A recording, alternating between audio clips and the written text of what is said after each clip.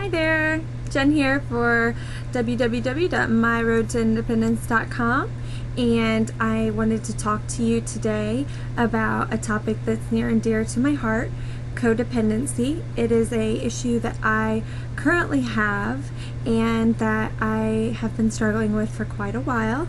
I've been looking into this for probably 3 or 4 years now, trying to find the best options to help myself and the best way to make things better. So I just wanted to let you know about an article that I came across from Addiction Treatment Australia, the GATS program, and this seemed like a really beneficial article, and so I wanted to share it with you. I know I would tell you this, I told you I would do this a couple days ago, but I had some issues with my camera, so I do apologize. I've got it up and running and we're good to go now. So I'm going to go ahead and just give you the information from the article. So the name of the article is Codependency, the Disease of Developmental Emotional Immaturity. And the title actually says it all. Codependency is very much a childhood disease, I'd say, because it is all rooted from the insecurity that you experience from when you were a child. So there's 5 core symptoms that an individual will have to kind of point them towards knowing whether they're codependent or not. The first one is difficulty experiencing appropriate levels of self-esteem. So when they're a child, either their parent praised them a lot and made them believe that they were absolutely the best, and that gave them high self-esteem, or their parents neglected them in a way or abandoned them and made them feel very low and have made them feel really bad about themselves. So there's 2 complete opposite ends of the spectrum for this symptom. So the parents that gave their child everything and made them believe that they were absolutely amazing, these people grow up and they don't get that from everyone else. So they tend to be very codependent on people that give them that praise and make them feel that high level of self-esteem. And then on the other hand, the people that didn't experience that thing as a child, didn't experience their needs being met, they tend to have low self-esteem, and so they are constantly looking for the people that can reassure them as well, because they never had that reassurance to begin with. So that's how that core symptom points to codependency. Now the second core symptom is difficulty setting functional boundaries. So this person doesn't have the bubble, the personal bubble that most people have. They don't have it internally and they don't have it externally. They end up sharing information with everyone they can because they want to form that close bond with someone, and so they tend to be very open about their problems and their issues, much like myself, because they want to find somebody to connect with and to that can help them meet their needs. They also externally have no boundaries, so they tend to be very sexual and promiscuous because they want to feel the intimacy because it fills a void that they are having in their own life. So that is the second core symptom. The third core symptom is difficulty owning our own reality. So when people ask someone with codependency, "Who are you? Tell me about yourself," we tend to not really have a clear description to give.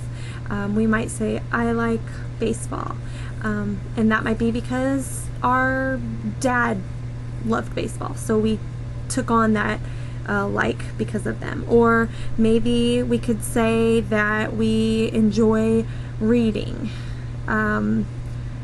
because our mother read every day with us. So we, instead of really choosing what we love and what we want, we tend to describe ourselves by the people that are around us and take on their personalities. So there's 4 different ways, 4 different aspects that our realities are defined. So our body, our thinking, our feeling, and our behavior. So we don't understand our bodies.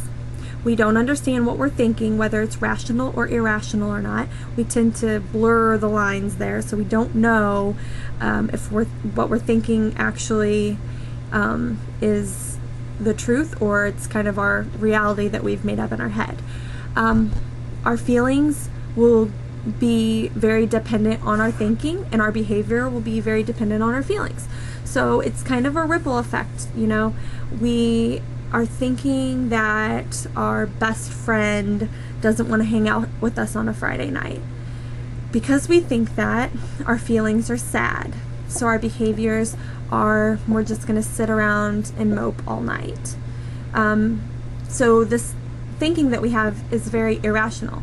Maybe our friend actually got a date for Friday night and didn't really want to tell us about it yet because they weren't really sure about the guy. So instead of just accepting that there could be something else, we automatically jump to conclusions and go, oh, she just didn't want to hang out with me this weekend. So we have to really take a step back and understand that aspect, because that core symptom is very, very important. Now, the fourth core symptom is difficulty acknowledging and meeting our own wants and needs. So we can't do it ourselves. We are too dependent, and we have to expect others to meet our needs completely. So going back to the boundaries, we get really close to people and we tell them, you know, we rely on them for our feelings and our emotions and how we behave. So we kind of have to break everything down in order to fix all of this, but I'll get to that later. So we don't really understand our needs and our wants.